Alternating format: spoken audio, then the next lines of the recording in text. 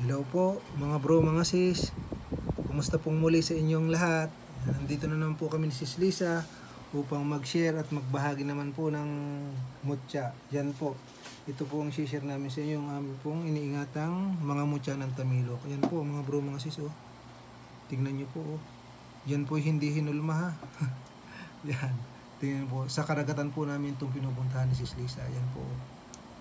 Yan, mga legit po talaga ito na mutya ng Tamilok. Ayan po. Crystallize na po siya. Ayan po. Yan. Yan po mga bro, mga sis. Oh. Yan po. Yan. Ito po yung isa. Tingnan po. Suso. Oh. Yan. Ito po yung pinakasuso ng Tamilok. Ayan po. Oh. Yan. Sinisinsil po namin to sa mga batuhan. Kasi pumapasok po sila doon. Ayan po. Oh, mga bro, mga sis. Oh. Ganda. Oh. Yan. Teka, saglit lang. Suot ko na telescope. Ayan po. Ayan po. Ayan. Tamilok po yan, mga bro, mga sis. Ayan po. Napakaganda po. Ayan. Yung iba po nito ay ninitrap. Meron po kung ninitrap na yan po. Ito, maliit lang po yan. Pero libon, ayan po. Walang butas. Tamilok din po yan. Ayan o. Crystallize na po yan, mga bro, mga sis. Ayan po. Napakaganda po nito.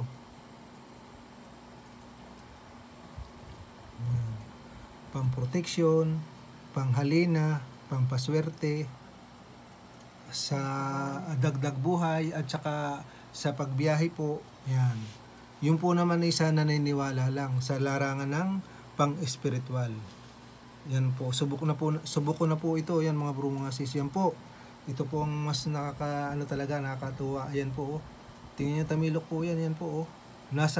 Hindi mo na kailangan gumawa pa ng lagayan na di ba po, iba nilalagay pa sa kahoy o sa inuukit pa. Ito po hindi na kailangan. Ayan po. Mismong nakadikit na po talaga siya dyan. Ayan po. Nung natagpuan ko po. Di ba? Ang ganda ng design. Kailangan lang po ito initrap na. O pwede din namang ilagay lang sa isang pouch na pula. Ilagay sa bulsa, sa bag. Yan po, pang protection po ito, pang kalahatan na po ito, mga bro, mga sis. Tamilok po yan, tingnan nyo po. Ayan, tagos na tagos po, liwanag yan po.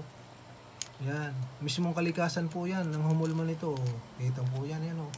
Legit po yan, mga bro, mga sis. Yan po. Bihira po makatagpo ng ganito. Dati po yung ipo po namin nakikita na nasa bato, sisinsilin pa, kailangan. Ito hindi na, kasi kasama na po.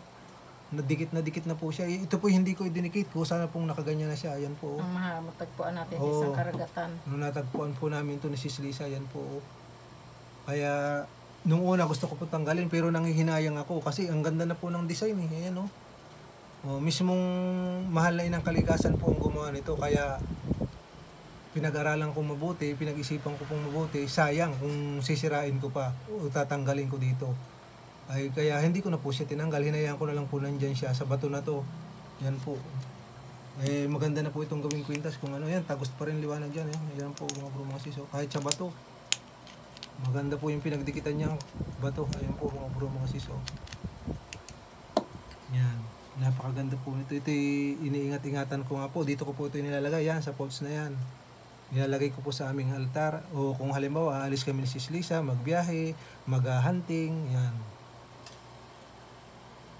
Napakaganda po nito. Ayan po. Yung iba po. Sasabihin hinulma. Hindi po hinulma. Kusa po yan. Nung makita namin. Hindi ko po ito hinulma. Kusa na po yan ganyan. Mahirap po maghulma ng ganito. Tingnan nyo po. Ayan Ayan. Paikutin ko po dahan-dahan mga uyo. Corals po ito. Na bato. Sa karagatan. Ayan po. Hindi ko po yan kayang hulmahin. Ayan po. Talagang nakadikit na po yan dyan. Ayan po. Tingnan nyo. Ayan Ang galing ng pagkadikit. May maliliit pa nga eh. Ang galing ng pagkakaano. Ayan po mga bro, mga sis. Napakaganda po. Kaya hindi ko na po ito binago. Ito siguro po sa tagal na siyempre, pahampas-hampas sa alon yan. Parang natangos siya. Pero hindi pa rin po natanggal. Matindi pa talaga ang pagkakakapit niyan. Kaya hindi ko na po siya aalisin kailanman dito sa pinagkakapitan niya. Siguro po yung mahalaga din itong batong ito.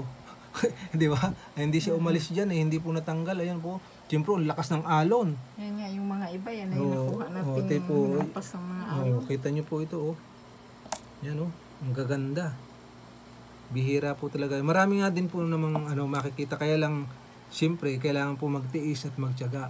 Lalo na gusto nyo pong makita ng mga legit na mutya. Kaya nga po lagi kong inuulit sa tuwing magbablog kami ni Sis Lisa, itry po nyong maghunting para hindi po kayo magsisi na order kayo ng order sa mga ibang mga antingero.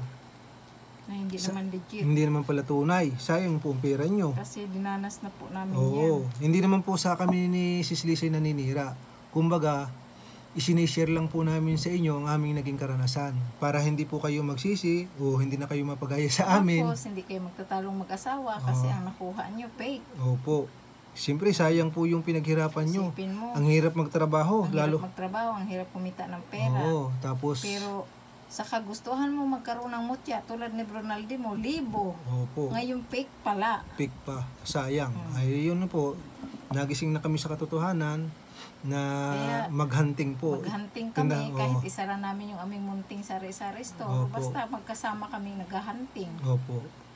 Na-enjoy pa namin yung sarili. Nakaka-relax pa At kami. saka makakarating din po kayo ng iba't ibang lugar. Yun nga po lang sa mga naniniwala lang ha. Hindi po namin isinasuggest ito sa walang hilig. Kumbaga, Sa may hilig sa mahilig lang at saka Sa sa naniniwala sa pang-spiritual. Opo. Yung sa Sa kaalaman. Opo. Kung kayo po mahilig sa pang-spiritual na kaalaman, kayo na lang po mismo maghunting para hindi po kayo magsisi. Kaya nga lang, yung sinuulit ko po lagi, ay paano nga, Mahirap talaga. mahirap talaga minsan na maghunting hindi basta-basta. Pero kung kayo po kakasihan ng mga diwatang nananahan doon o nagbabantay ng Magpaalam kalikasan din. o pagkakalooban po kayo. Ang sarap po ng feeling na kayo mismo ang makakahunting. At siyempre, masasabi nyo talagang legit na legit dahil Mapapawaw ka. oo. Katulad po nito, isipin nyo, nakadikit sa bato. Kahit anong gawin niya, hindi maalis. Kaya po, pinagdesisyonan ko na hindi ko na tatanggalin. Kasi ang ganda na po ng design. Tingnan nyo po. Tapos nandyan siya. Tapos, tingnan nyo po. Mga bro, mga sis. Ayan, ang ganda. Libon na libon po yan. Hindi, yan po hindi tao ang naggawa niyan. Mismong mahal na inang kalikasan. Yan po, legit na legit talaga yan, mga bro, mga sis. Hindi po kami naninira ng ibang mga antingero at antingera. Malaya po kayo na humusga o magdesisyon kung saan po nyo gusto. Sinasabi lang po namin ay ang totoo. Yan po. Wala po kami sinisiraan. Kasi marami naman po din mga tunay na na mga antingero at antingera. Kaya lang, piliin yung maigi. Dahil marami po na nga pong naglipanan na gusto lang makabinta. Di ba? Marami po naglipanan ngayon ganun. Siyempre, Para yung isa pa yun, yung sa mga nagko-comment, pasensya na po, Opo. minsan hindi ko na-reply kasi siyempre hindi lang naman po ito ang trabaho ko, busy po ako palagi Opo, yan. sa aming munting hanap buhay at sa aking anak na bunso, lalo na ngayon UGT niya. Ayan po mga bro. Sabay-sabay po ang ano niya. Pero siyempre po, dahil napasok nga po kami sa larangan ganito pang spiritual, binabalanse lang po namin ni Sis Lisang maigi na siyempre kailangan may oras din po kami dito sa pag-share po sa inyo at sa paghahunting din po. Sa paghahunting, sa Kasi, pamilya, sa hanap buhay. Lahat kailangan pong balanse talaga. Kailangan balanse talaga at saka magkakasundo kayo. Opo. Siyempre kailangan magkasundo kayo mag-asawa. O kung hindi man, ipaliwanag nyo na lang pong maigi sa inyong partner na nahihilig talaga ako sa mga ganong bagay. Wala naman pong masama, di ba? At least po, nagiging totoo kayo sa kanya. Kagaya po nga namin na nagkasundo kami ni Sis Lisa. Dati po, si Sis Lisa hindi ganong mahilig sa mga ganito.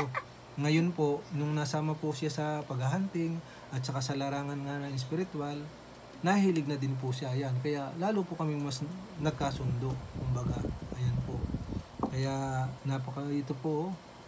Yan po. Napakaganda na aming hunting. Sige po. Mga bro, mga sis, hanggang dito na lang pong munang muli ang aming maisishare at maibabahagi ni Sis Lisa. Sa napadaan po pala dyan sa aming channel, paki-like and share, at sa hindi pa po nakasubscribe, pakasubscribe na din po. Paki-pindot po ng notification bell para lagi po kayong update sa aming pang mga susunod na video. God bless po sa inyong lahat at sa susunod pong muli. Shout out po sa lahat ng aming subscriber. Alam nyo na po yung kung sino. Hindi ko na po kayo isa-isahin. God Salamat bless po sa inyo. Thank you very very much sa inyo all subscribers.